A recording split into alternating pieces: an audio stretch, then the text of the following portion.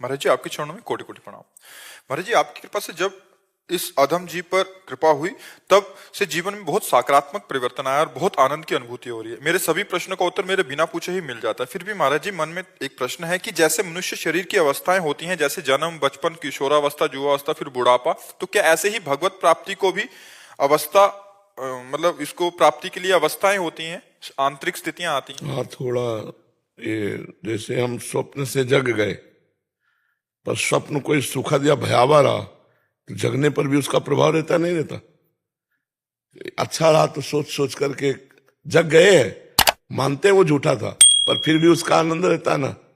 ऐसे ही व्याकुलता पूर्वक भगवत मार्ग में साधक चला, तत्वबोध भी हुआ, पर जब तक उसका अंतराय नहीं होगा, जैसे स्वप्न देखे हुए 4 घंटे हो गए तो वो फीका होने लगा, लेकिन तत्काल उसका जग तो गया, पर तत्काल प्रभाव रहता है। ऐसे ही जग तो गया, तत्वबोध तो हो गया, पर उसे अभ्यासरत रहना पड़ेगा, नहीं तो ये सांसारिक स्वाप्निक उसे आकर्षित करता रहेगा। भ्रष्ट तो नहीं कर सकता, आकर्षित करता रहेगा। एक स्थिति आती जहां आकर्षण भी खत्म हो जाता है, एक स्थिति आती जहां द्वैत ही खत्म हो जाता है। माया ब्रह्म का भेद करके जो जानना चाहते थे, जब जान गए तो सर्वम खलमिदम ब्रह्म, माया नाम की चीज ही नहीं है, सब परमात्मा स्वरूप है, सब भगवत स्वरूप है। किसी अपराध से इस अवस्था से नीचे भी आया जा सकता है? हाँ, अगर वैष्णव अपराध गुरु अवज्ञा हो जाए तो पर्दा लग जाएगा, जब वो अपराध हट जाएगा तो वहीं से फिर खुल जाएगा। या कहीं विशेष आसक्ति हो गई, जैसे भरत जी की आसक्ति हिरण में हुई, अगला जन्म हिरण का हुआ, पर डट के भजन हुआ तो अगला जन्म बोध संपन्न महापुरुष, जो ब्रह्म बोध संपन्न महापुरुष, ऐसा जन्म हुआ। तो पर्दा लग सकता है, लग सकता है। जय विजय को आना पड़ा ना वैकुंठ से नीचे। हाँ, सनकादि के अपराध से जय विजय को आना पड़ा 3 जन्म के लिए वैकुंठ से नीचे। और किस स्थिति से वापस नहीं आया जा सकता, वो क्या स्थिति है महाराज जी? केवल प्रिया प्रीतम रह जाए? भगवान के स्वरूप को प्राप्त हो जाना। अच्छा, भगवान के स्वरूप? हाँ, भगवत स्वरूप, अभेद स्थिति हो गई, अब उसमें नहीं है, अब उसमें नहीं है। जैसे कहीं प्रमाण नहीं मिला होगा कि सहचरियां वापस आई, वो भूतल पर अपने रस को देने भले आए, ऐसा नहीं है। कहीं कहीं प्रमाण नहीं मिलेगा कि कोई गोपी वापस आई, कोई भगवान का सखा वापस आया किसी अपराध के कारण, भगवान का दास वापस आया अपराध के कारण, ऐसा नहीं। जो भगवान के स्वरूप को प्राप्त हो गया, जय विजय ये भगवान के अवतार और लीला का मूल हेतु है, इसलिए बकाया उनमें ऐसी स्थिति में कोई कमी नहीं है। महाराज जी, एक बार जो उनको प्राप्त हो जाता है, फिर वो मतलब उनकी इच्छा है तो, जैसे आपने बोला सहचरियां भी रस हाँ, पान जैसे करती हैं। हम आप मिलकर कोई नाटक खेलना चाहें हाँ।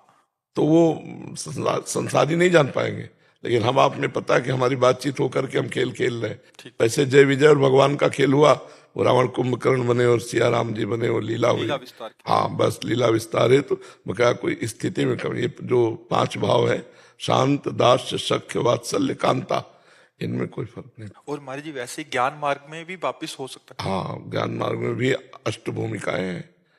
हाँ, प्रथम भूमिका में ही संसार का राग त्याग हो जाता है, द्वितीय स्थिति में बिल्कुल उपरति को प्राप्त हो जाता है, तृतीय स्थिति में गाढ़ भाव आने लगता है स्वरूप का, चतुर्थ स्थिति जैसे जड़ भरत जी की, पंचम स्थिति में और ऊंची असंप्रज्ञात विचक्षणा समाधि, वो संकल्प विकल्प नहीं, छठवीं स्थिति जैसे ऋषभदेव भगवान की, सातवीं स्थिति उससे ऊपर 8वीं, आग लगा दे पूरे शरीर में तो भी कोई फर्क नहीं। महाराज जी, ऐसे महापुरुष संसार में कैसे रहते हैं महाराज जी? बिल्कुल विक्षिप्त पागल जैसे। जड़ भरत जी को रघुगण जान पाया क्या कि 4वीं 5वीं भूमिका के ज्ञान सिद्ध महापुरुष है? नहीं जान पाया ना, तो 8वीं भूमिका का तो और पागलों जैसा आपको दिखाई देगा, बिल्कुल विक्षिप्त पागलों जैसे।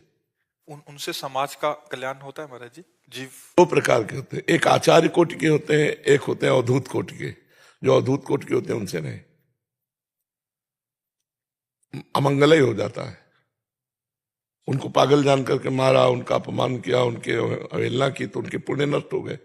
लेकिन जो आचार्य कोटि के होते हैं, उसी भूमिका में रहते हुए, बिल्कुल जैसे जनक जी सुखदेव जी के गुरु हैं, आचार्य कोटि के ब्रह्मज्ञानी है, तो वो बिल्कुल समाज को लेकर के समाज को ऐसे उनको समाज से कोई मतलब नहीं।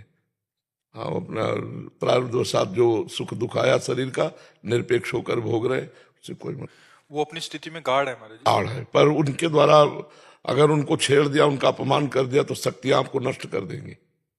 उनके बिना संकल्प बिना संकल्प के। कपिल भगवान ने संकल्प थोड़ी किया था। 60,000 जो सगर के पुत्र थे भस्म हो गए अपने आप।